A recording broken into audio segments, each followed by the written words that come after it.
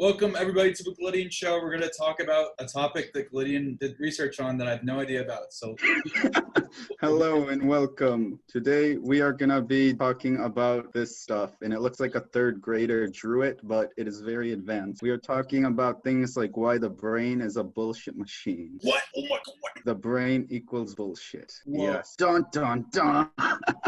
Okay, so basically what this all means is people's brains do three things. One, they put boxes on stuff. Two, they exaggerate. And three, they forget stuff. Okay. Your brain is designed to be lazy and to do as less work as possible because that's how evolution is, where you're just supposed to survive and then you want to save your energy. So you'll put boxes on things and you'll just whenever you meet someone or see something, you're gonna have your first instinct, and that's what you're gonna think about the thing. Yep. You're gonna always have a snap judgment and put it in a box. That could be completely wrong. Right. And also, X out on the ad. Oh yeah. So we're not sponsoring anybody. Actually, I'm getting sponsored by this on my Instagram, but that's for another video. Oh. I'm not really getting sponsored, but I have a partnership with them. Okay. But that's for another time, not now. So your brain also likes to exaggerate things that will either make things seem much bigger and much smaller than it really is. It's either gonna forget it or it's gonna make it seem really important. That's all your brain does. Right. It only focuses on certain things, which it Why is that? exaggerates and forgets everything else. What's the Because point? your brain is made to remember things it needs for survival, and those things it exaggerates, and everything else is made to forget and put into your subconscious mind. Okay. But nowadays, you don't really need to survive like you used to, so it will exaggerate things that you don't need to survive, just whatever you think is important. But everyone has a different interpretation, so it can lead to problems. Right. Okay. So anyway, now to these weird pictures. So this Scarecrow. is what? It's a scarecrow. No, this is the bell curve.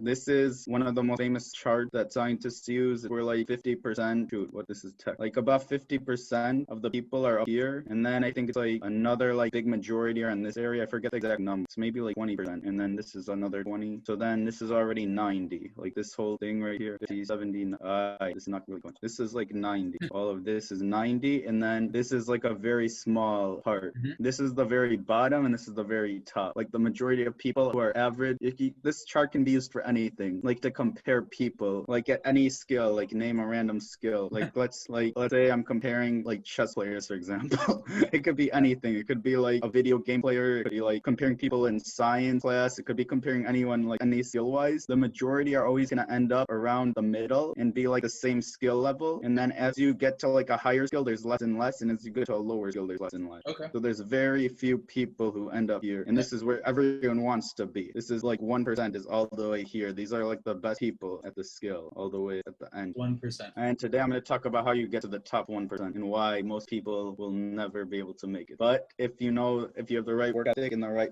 psychological understanding, you can actually get there doing anything, but you just have to put in a lot of time and effort. Okay, so this is another graph that not many people know, and it looks like it's just a random lump or something.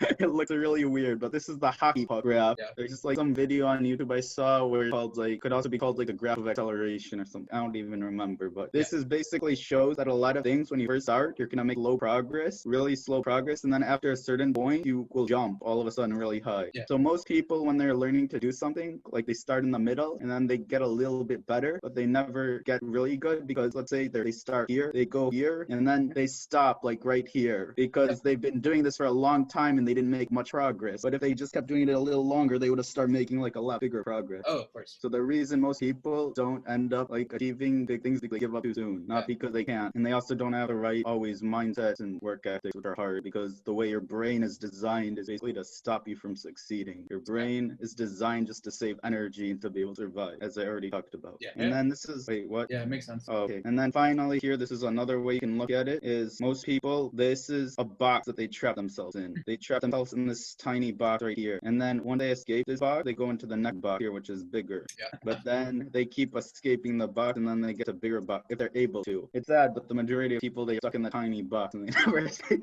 But if they are able to escape, then they get more and more each time. Yeah. Because every time you're learning a new skill, you'll get to a certain level, and then if you just keep doing the same stuff, you're just gonna get stuck, so you're trapping yourself in a box. There's some speaker that I once heard say 97% of people, when they're trying to improve at something or they have a problem that they're trying to fix, they'll either keep doing the same thing, more of the same thing or less of the same thing. Mm-hmm. But the majority of people, they'll never try different things. They'll just keep doing more of it or less of it, and that's not going to help them improve their mindset or improve them escaping their box. They're in their comfort zone and they keep doing the same thing over and over again, either less or more. So they're trapped in the box, and only like 3% of people get out of that box. And it's scary because even once you're out of that box, there's more boxes to escape, because you always have a new comfort zone. You have to just keep on getting yourself used to like not having a comfort zone every time. True. And it's sad, but only the 1% who normally become the best at the thing get to like the big box here. This is like the 1% that is on this graph. Oh my God. That, yeah, who were able to skyrocket. You see, this box is so much bigger than this box because it's like you're skyrocketing up here. Yeah. And it's another. Oh, you have a question? So wouldn't continuously expanding your comfort zone, wouldn't that be considered another type of box? Because that's something you're doing all the time now. Yeah, you don't want to have a box, but at the same time, your brain is made to trap yourself in a box. So even the people who have the good mindsets, no matter what, you're gonna be in some sort of box. It's very hard to have no box at all. Right. Because even if your mindset's in the right spot, you're gonna continue. You're gonna have like habits. You keep doing the same stuff over and over, like naturally. So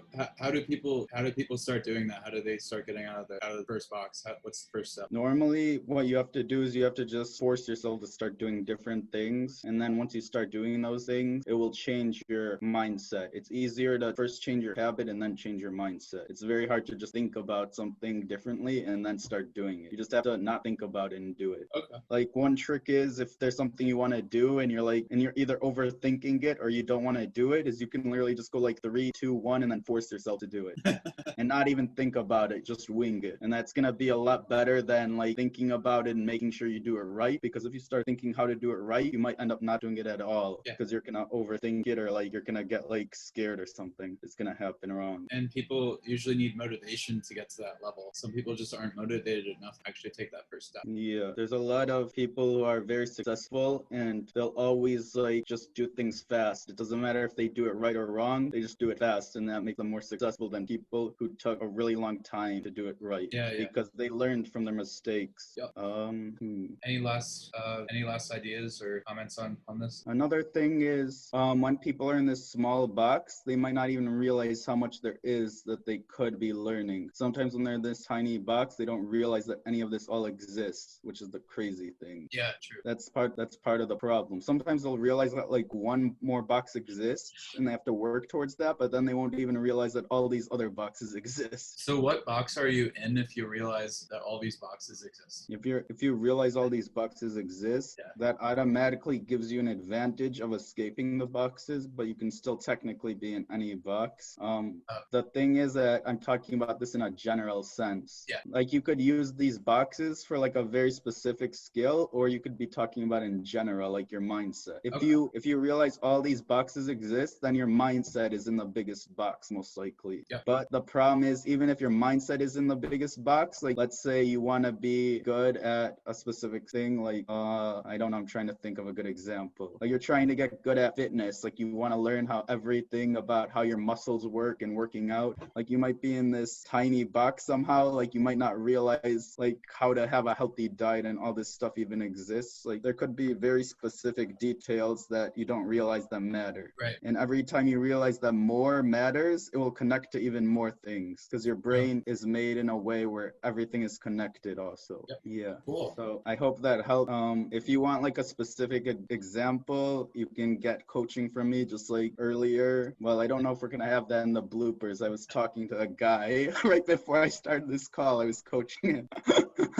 We'll figure that out. Okay. If you guys are interested in what he just said, just put it in the comments, and if we see your comment, then we'll do something about it. So there you go. Okay, sounds good. Have a good day. All right, thanks everybody for watching the Gillideon Show. It's been awesome having you guys be our audience again. Thanks for tuning in to the Gillideon Show. We have a new video coming out every day, so we're really excited about having you guys be our audience. And Gillideon is having a fantastic time teaching you guys these amazing things. So thanks for watching. Like and subscribe, and have a great evening or morning or nothing. Good night.